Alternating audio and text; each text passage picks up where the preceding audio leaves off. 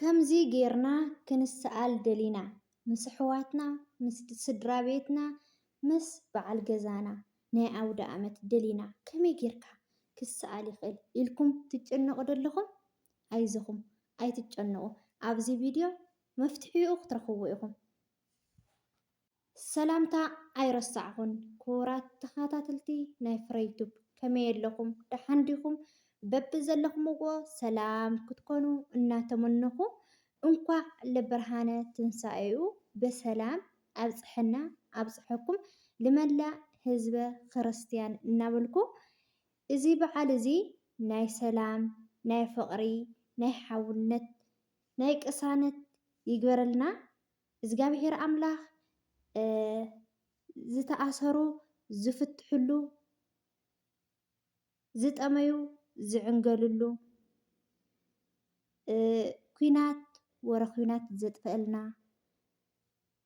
ኣብ ፀልማት ዘለዉ ደሞ ናብ ብርሃን ዘሰጋግረሉ ይግበረልና እግዚኣብሔር ኣምላኽ።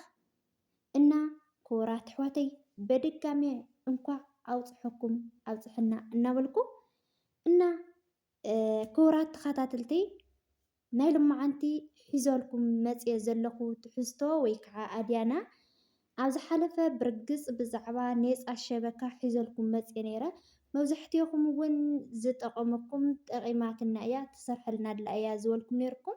ይቐኒየለይ ክብረት ይሃበለይ። እዞም ኣሕዋተይ ክጥቀሙ እየ ዝደሊ እቲ ኣነ ዝጠቐመኒ። ሕዚ እውን ብልፅ ዝበለት ኣፕሊኬሽን ሒዘልኩም መፅየ ኣለኹ። ንሳ እንታይ እያ ክትከውን ከምዚ ጌርኩም በዓል ፋሲጋ ምስ ኣሕዋትኩምን ምስ ቤተሰብኩምን ምስ ስድራ ቤትኩምን ከመይ ጌርኩም ክትሰኣሉ ትኽእሉ? ናይ ኣውደ ዓመት ሕሽቲ ኣሎ፣ ደርሆ ኣሎ፣ ብዝተፈላለየ ጌርኩም ከመይ ጌርኩም ክትሰኣሉ ትኽእሉ? እዚ ናይ ኩልኩም ሕቶ ከም ዝኸውን በዓልቲ መልእክቲ ተስፋ እየ። ስለዚ ክቡራት ቤተሰብ ነዚ ቪድዮ መጀመርያ ብላይክ ጀምርዎ እሞ እስካብ መጨረሻ ፅን ኢልኩም ደሞ ኣዳምፅኒ ምእንታይ ክርድአኩም ክቡራት ኣሕዋተይ። ስለዚ ናብዚ ቪድዮ ከብለኩም እየ። ሰናይ ምክትታል ይኹነልኩም። እሽም በኣይ ክቡራት ቤተሰብ ከምቲ ልሙድ ላብ ፕላስተር ኢኹም ተኣትዩ። ኣብ ፕላስተር ኣቲኹም እንታይ ኢልኩም ኢኹም ትፅሕፉ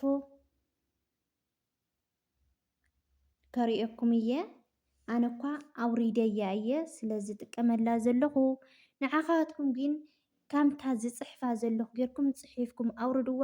ጂሜል ኢልኩም ፅሒፍኩም ኣውርድዋ።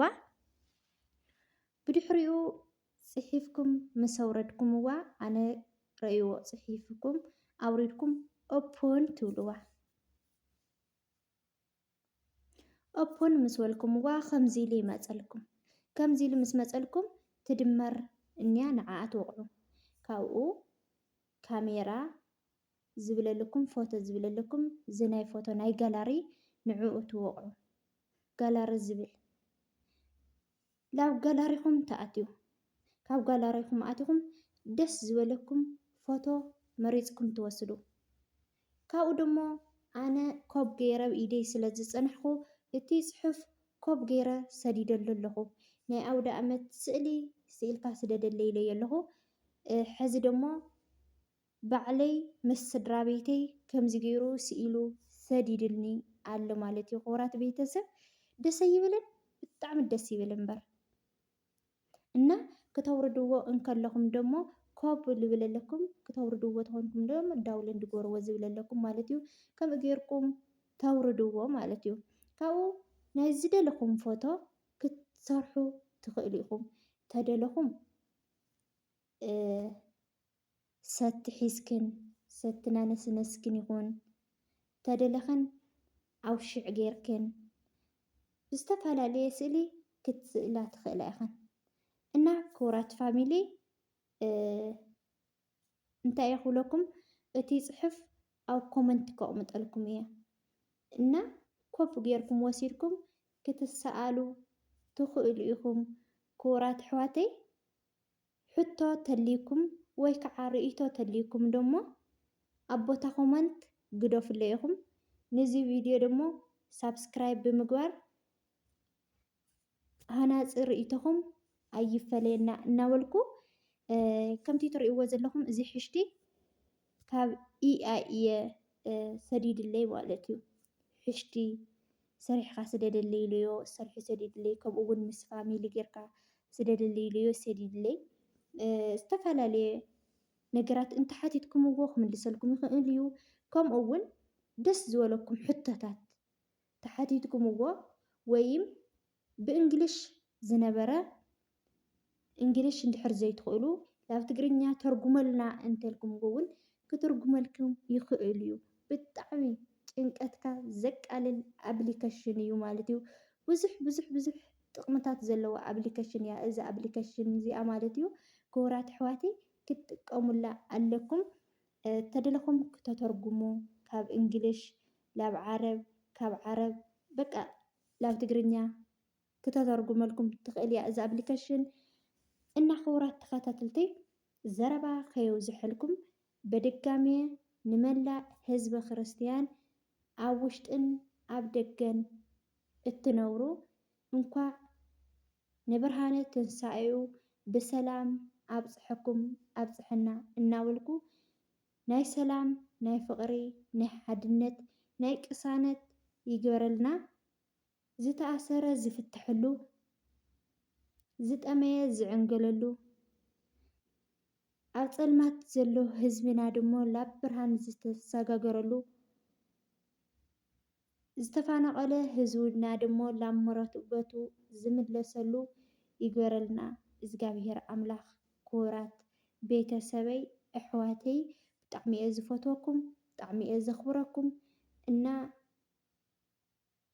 ኣብዚ ንሓለፈ ናይ ኔፃ ሸበካ ድሞ ዝጠቐመኩም ሰሪሕልና እዩ 2 ወርሒ ኣስታዝ ዝተጠቐምናሉ ኣለና ዝበልኩም ነይርኩም። ብጣዕሚ እዩ ዝጠቅም። ኣነ ንባዕለይ ብኡ እየ ዝጠቅም ዘለኹ ማለት እዩ በቲ ኣፕሊኬሽን እና ንሞባይል ልሳዋ ልዜን ልዲባራ ይኸውን እዩ እና ሓደ ሓደ ኣሕዋተይ ብውሽጢ መስመር ኣርኢና ኢልክን ዝሓተትክና ነይርክን ማለት እዩ።